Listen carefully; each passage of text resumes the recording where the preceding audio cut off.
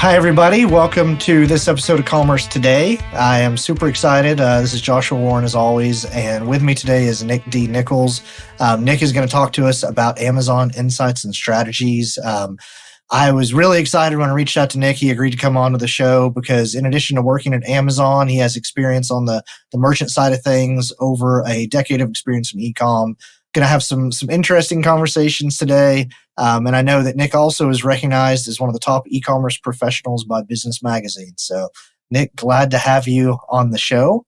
And is there anything else you want to share with everybody in way of introduction? Not really. I can jump right in. All right. Well, let's jump right in. So I read some really interesting stuff you did recently in your role there at OPTP, and kind of an amazing series of successes with Amazon. So I guess tell me a bit more about that. So we had a lot of successes throughout my nearly 10-year career, with various brands. And a lot of what I've done there is really help brands grow in revenue, increase their profitability, and really drive expanded customer bases and market share.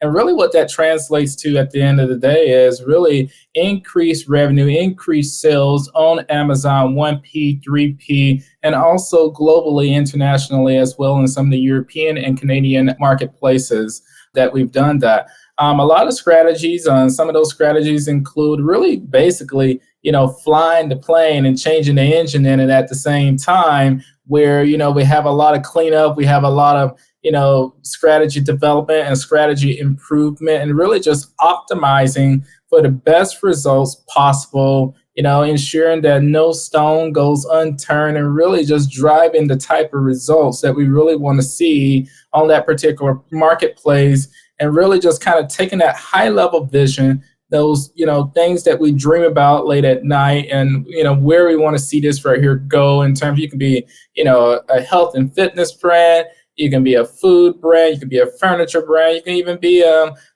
when it comes to selling toddler clothing, whatever brand it is on Amazon, I really help drive, the type of results, and really get into the details and roll up my sleeves and really hit the type of results and benchmarks in terms of key performance indicators, and really get the ball into the end zone in terms of actual results, and seeing those results in a very short period of time. It could be dealing with product suspensions. It could be dealing with rogue sellers on the platform. It could be as simple as how do we, scale, retail media and advertising in a climate where things are, is keywords are so much more in terms of cost. How do we operate in a more profitable way within that type of challenging environment? So I really get that, that ball into the end zone as it relates to that, and really drive the type of results that we need to see in order to, at the end of the year, see the type of goals and hit the type of goals that we need to hit. Right, I have so many questions.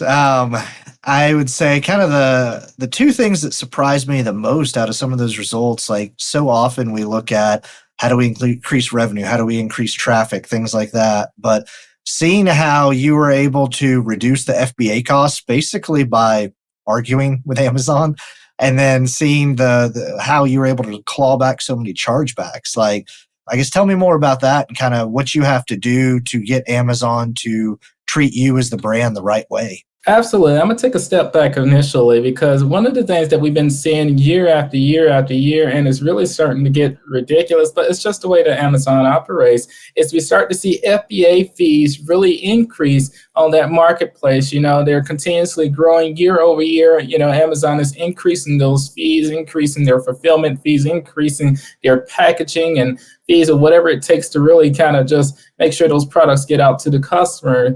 And, that really hits the bottom line of a lot of those different merchants and a lot of those different brands that really sell on that platform, and eats up at the margin. So what I have to do is really kind of get into the details. And if you want to call it arguing with Amazon, argue with Amazon, and really in a systematic way, and really claw back a lot of those what I call wrongful price increases. Sometimes you deal with chargebacks, and Amazon, issues those chargebacks, basically an expense or a cost to you or to a particular brand. You could have packaged this wrong, or you could have put this label on that pallet wrong before you actually ship that particular amount of inventory out to Amazon or had Amazon. They charge for anything these days. So really what I do is really kind of claw back a lot of those returns. And like I talked about earlier, improve profitability, because when you claw back those returns, those calls, then we actually are able to get back, a lot of revenue that,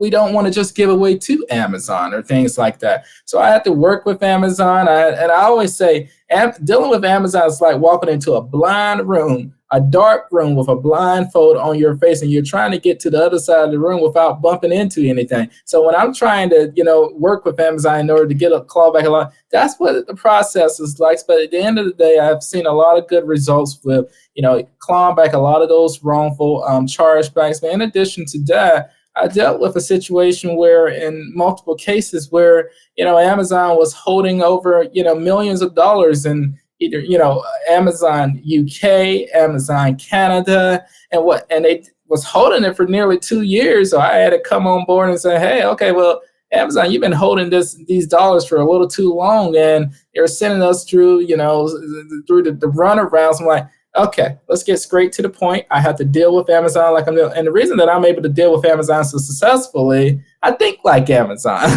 It really just kind of, trained myself to be like Amazon and in that particular way. And we was able to claw back several millions of dollars in terms of revenue that it was holding wrongfully, for nearly 2 years. Was able to do that in less than 4 months, just kind of due to, my experience.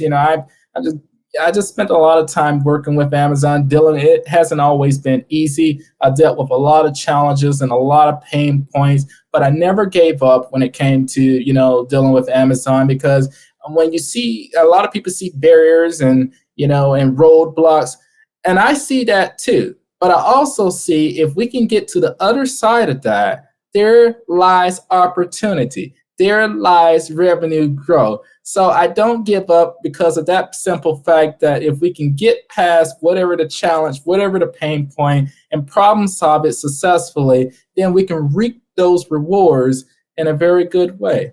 So you mentioned a couple of times, 1P, 3P, domestic, international.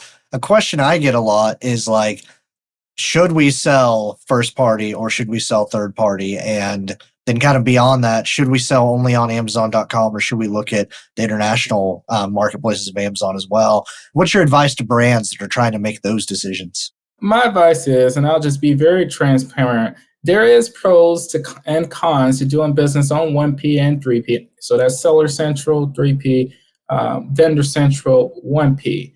Some of those pros, one example of those pros and cons is you have less flexibility on price on that of 1P.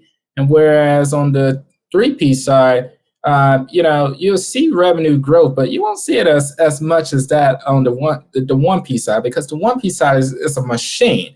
Amazon cuts those POs, and if you're really good from the brand standpoint, you fulfill all of those POs and don't leave any revenue on the table, and really maximize that revenue. So there's pros and cons to both. And, and my experience, you can really, some brands take advantage of the hybrid approach where you can sell on 1P and sell on 3P simultaneously, and really see success on both marketplaces, and then really kind of say, hey, if you're having some hiccups with products, because not all products are, you got to make sure that it's profitable. You got to make sure you have, you're running positively in terms of margin. And sometimes you can't do that on 1P, but you can do that on that 3P. So weighing those pros and cons is essential. And then when it comes to, looking at, okay, where do we go next? How do we expand? How do we grow? We look at, marketplaces overseas. A rule of thumb, and I'm going to say this right here very, very directly.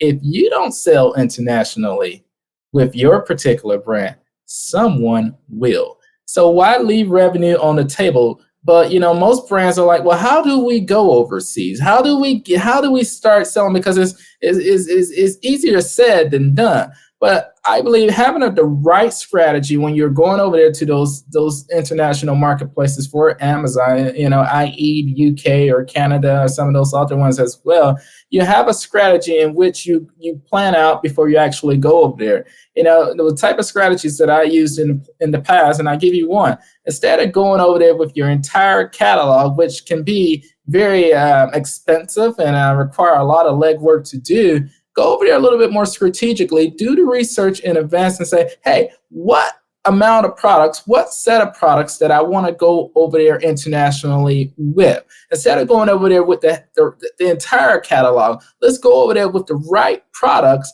out of the catalog, whether that be 10 to 20, and let's start there with that type of approach. And then let's scale those products and then take a step back and say, hey, what do we do more? Where do we go next? And look at it from that approach. And I think that's more of a middle of the road type of approach.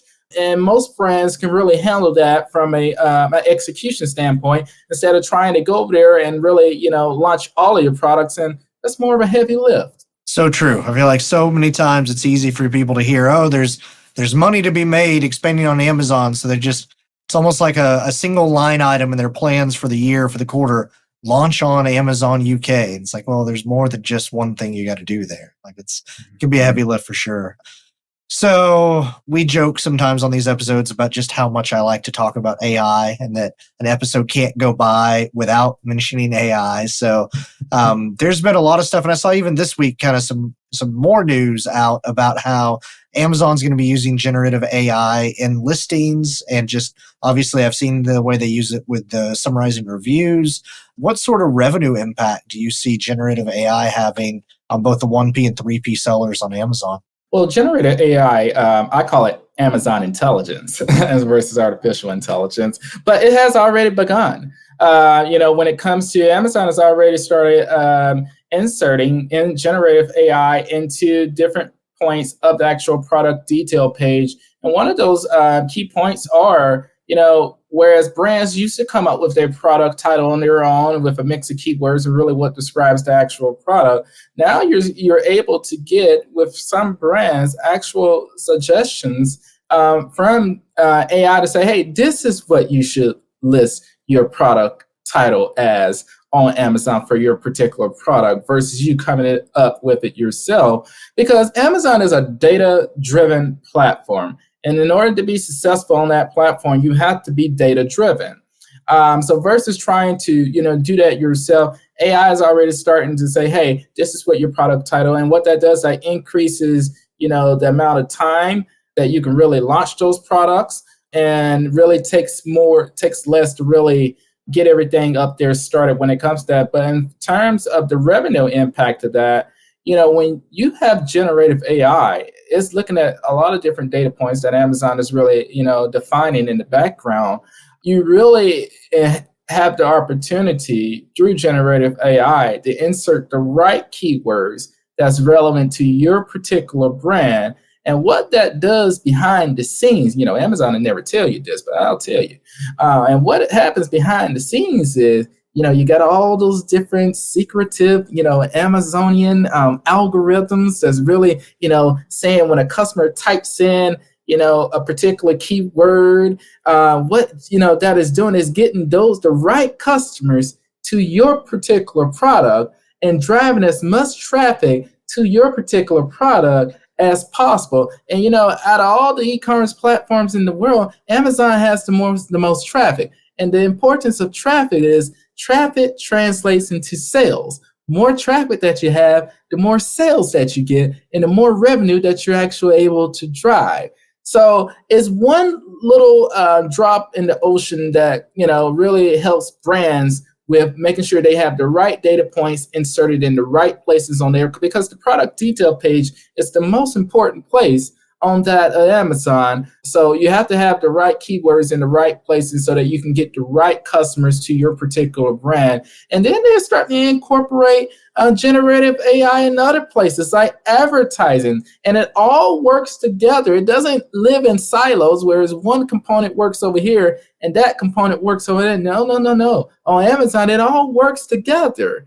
to really drive the type of revenue that you want to drive. So what Amazon is doing, they're starting to expand on that. They're starting to get better with it. Now let's just, take a step back, because AI in general is still, it's the new baby in town. So it's still growing, it's still developing. It's not perfect yet, but it's getting there. And I know, the CEO of Amazon is really, really driving that for, he's a really good guy and doing a lot to really implement that throughout Amazon and have Amazon really be a leader in the AI universe. And I always say Amazon is the best.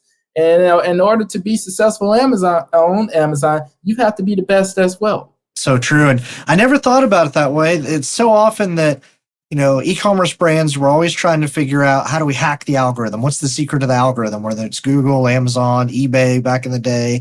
But with Amazon, with what they're doing with the AI, I never thought about the fact that their generative AI has access to their algorithm. So it is optimizing for you using information that Amazon would never share with the public or share with you.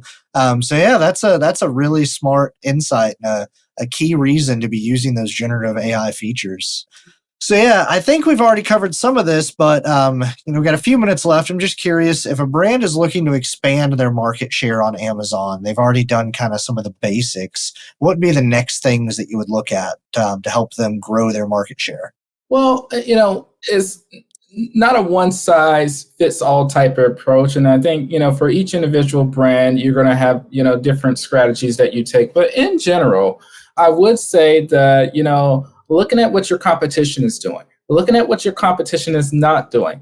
I would say, Amazon is, you remember, when I was growing up, we used to have a Sears catalog in our house. And it was essentially, you would order products from the catalog and you have them delivered to your house.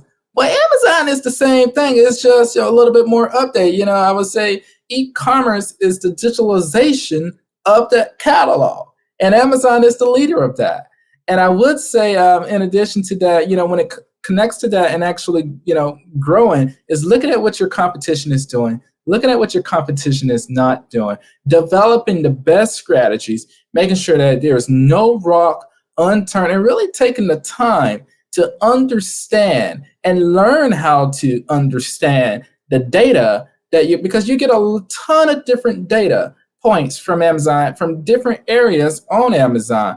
But, and I see a lot of, softwares out there as well, but you still have to have the subject matter expert behind the scenes that can interpret that software, that can interpret that data and say, what do we do next? Where do we go next? How do we actually grow? So the way to actually grow on Amazon in any fashion is having a data-driven approach to everything that you do. And really looking at those data points, those key performance indicators, and looking at where do you go next, and paying very close attention to your customer bases, because customer search habits change. Why do customer search habits change? Because customers change. I would say here in the U.S. particularly, the U.S. economy is 70% consumer driven. So, when those customers' search habits change, it's going to really change the course of your brand. So you really have to stay on top of what the customer is actually doing and adapting to those particular changes so that you can really drive the results that you need to see. Is it easy? No. But is it possible? Yes. And I see so many people get frustrated with, the ins and the outs of Amazon, and I too. But guess what? Like I said earlier, I never give up on it. I keep going. I keep finding ways on how to get better, how to be better, how to optimize, and how to take a brand to a new level in terms of increased revenue growth, increased profitability, and increased market share. Well, with that, we do try to keep these episodes nice and short but impactful. So I'll go ahead and start closing things up. I will say that Nick's LinkedIn profile will be linked to in the show notes. And then I will also link to anywhere else that I need to so people can find you, Nick. I would definitely encourage y'all, if you're not already following him on LinkedIn or connecting with him otherwise, please do so. I have learned so much about Amazon just through our few chats that we have had. So thanks everybody for tuning in to Commerce Today, and I will see you next week.